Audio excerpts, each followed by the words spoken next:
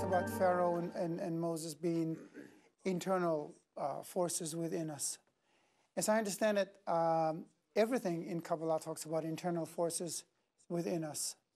So internally, No, but against that, we also have an external phenomenon. Yes, we of were course, in of course. Egypt and the temple and everything. Obviously, but I want to ask about the inner meaning now of two other very important elements of the Passover, of this holiday.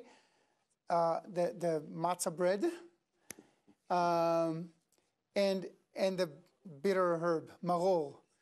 I understand they also represent at least some kind of a internal process, right? This special bread that you have to make in a special way. The matzah, it is the force of bestowal, the force of love, the force that pulls us from the ego. And the maror in the matzah, it's not easy to come out of the ego. That symbolizes the maror.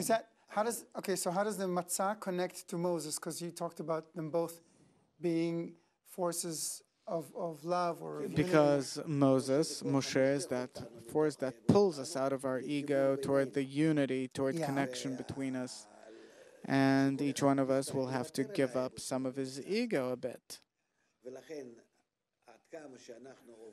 And the more we distance ourselves from the ego and want to be more united, then for sure on the way we'll eat a lot of bitter herb. But what's the difference between the way you make ordinary bread and the Passover bread, the matzah?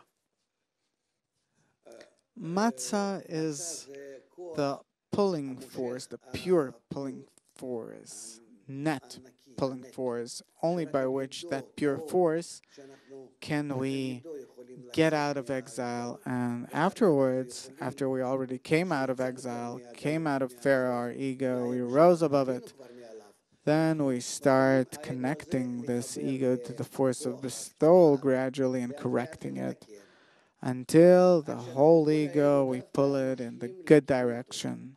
Because I'm asking because... Therefore, besides Passover, you can, at any other time, you can eat bread, meaning it symbolizes that the ego can already join the force of bestowal.